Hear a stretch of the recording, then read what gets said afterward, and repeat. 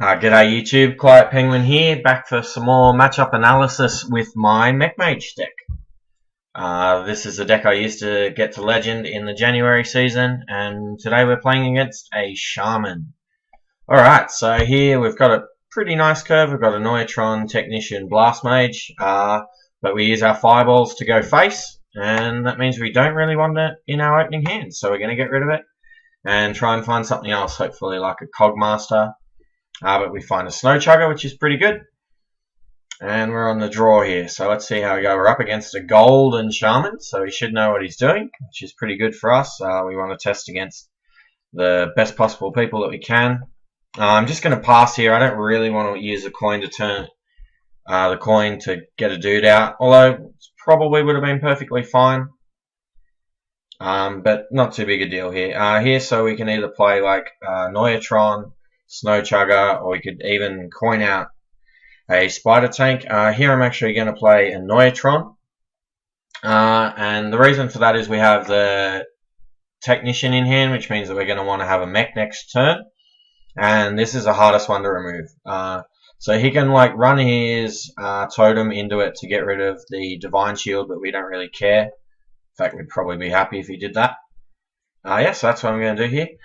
So generally in the Shaman matchup, we need to try and keep the board pretty clear while still going face. Most of my matchups against Shaman, I've sort of found that if you're able to keep the board clear, then you're generally pretty good.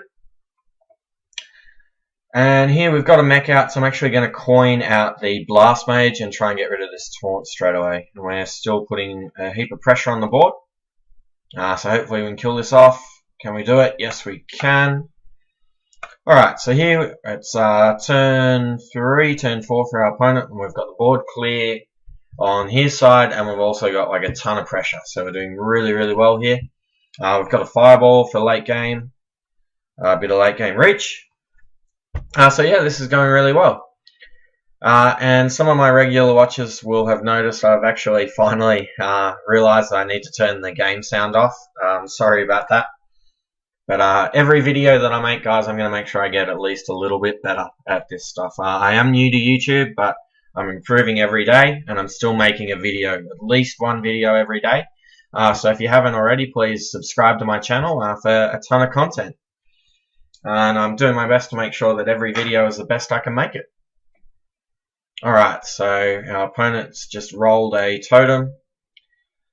And he's decided to Lightning Bolt our Blast Mage. So here we just really want to keep the board clear, so I'm happy to just ping and play a Snow Chugger.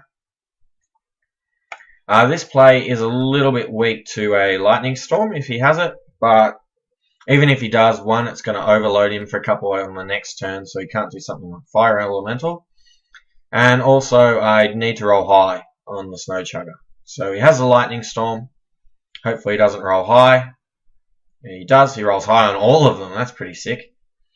Okay, so here we just want to make the most mana efficient play. So basically we could either go Spider Tank and ping, or play Piloted Shredder. So against a normal, against some opponents here, I'd definitely just try and slam the Piloted Shredder. However, against Shaman, 3 health is kind of a liability. You've got cards like Lightning Bolt, like Rock Biter Weapon, like Fire Elemental. He can't Fire Elemental next turn because he's overloaded from the Lightning Storm. But it's still worth noting that that's a possible card. So in general, 3 health is a bit of a liability against Shaman. So here I'm just going to play the Spider Tank and ping his face. There's no point wasting our Frostbolt here. He's not low enough that we know for sure that this is going face. We might need to use it for board control. We'll just see. Man, the Shaman.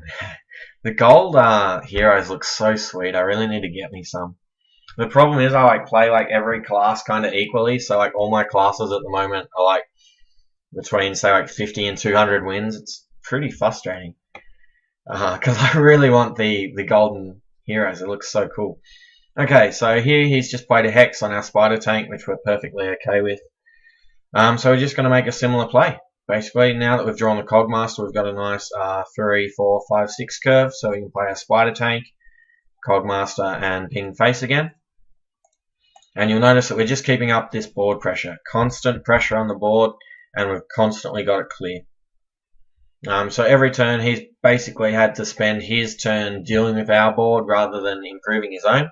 That's exactly what we want him to be doing. Alright, so here he's played a Dr. Boom, which is a pretty sick play, I gotta admit. We do have this taunt protecting us, but he can pretty easily clear it off with a Boom bot. So here we've actually got 9 damage in hand, which means he's technically on 10.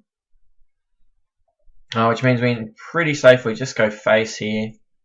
We can play out a Loatheb, which will cut him off spells for that turn, which means he's going to find it pretty difficult to deal with all of this board. He might be able to deal with a couple of it, like he'll probably kill off the taunt, the 7/7 will probably go into our 5/5. And depending on what these boom bots do, we should probably be able to get a kill next turn. And that's what we're living for. Because even if the Cogmaster lives by itself and only has 1 attack, we'll be able to attack his face down to 11, ping him down to 10, and then we'll nearly have him dead. So we're nearly there, guys. Alright, so he decides to play an 8 mana Lightning Storm here. Let's see how he rolls. Alright, this time he rolls really bad across the board.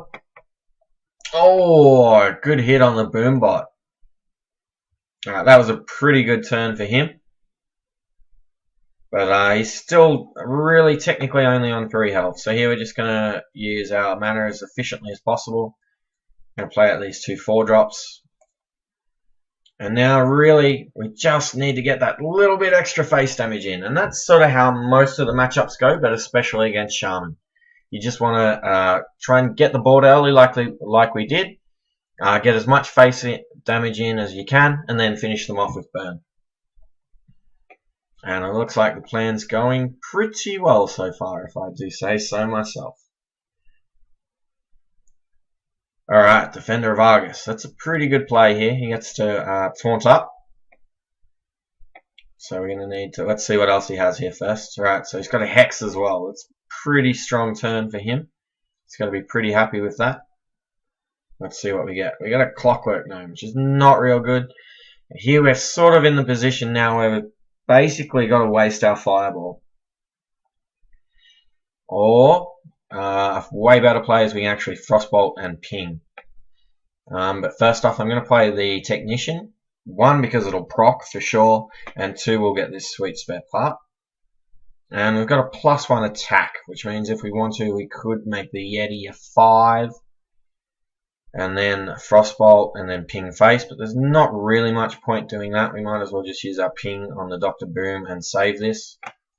We might need, for say, like Antonitis or something. You never know. Alright, so here we don't really need to play out a Taunt Giver. We've already got 1 Taunt in play thanks to his Hex. And he's also used both Lightning Storms, so he's pretty unlikely to kill us here. In fact, the only way we can really lose this game is if he did something like Alakir plus Rockbiter Weapon would actually kill us, and that's reason enough to taunt up the Gnome here. We don't want to taunt our 4/4 because we actually need it alive. So that's like the minimum we really need to live. Okay, so here he has a Fire Elemental to kill off our Gnome. Hopefully he doesn't have a taunt here. Like if he rolls taunt, we're in a lot of trouble. Okay, he has freeze, which is pretty bad for us. Oh, but we've still got outs. Like we could draw second Fireball or our Leroy Jenkins. Not Leroy Jenkins now because he rolled. Oh man! But guys, it's okay. We've still got this. Okay, we can use the reversing switch to kill the taunt. Alright, so even though he rolled the best totem there, we actually happen to have the perfect spare part there for the situation, so pretty lucky on both sides, but that's how these games go. We get to kill him for Xaxes, and that's why I play Leroy Jenkins, guys. It just serves as an extra copy of Fireball, gives you that extra reach in the late game. It's been really, really good for me. I definitely highly recommend playing it in this deck. Thanks for watching, guys. Please like, comment, and subscribe, and I'll see you guys in the next video.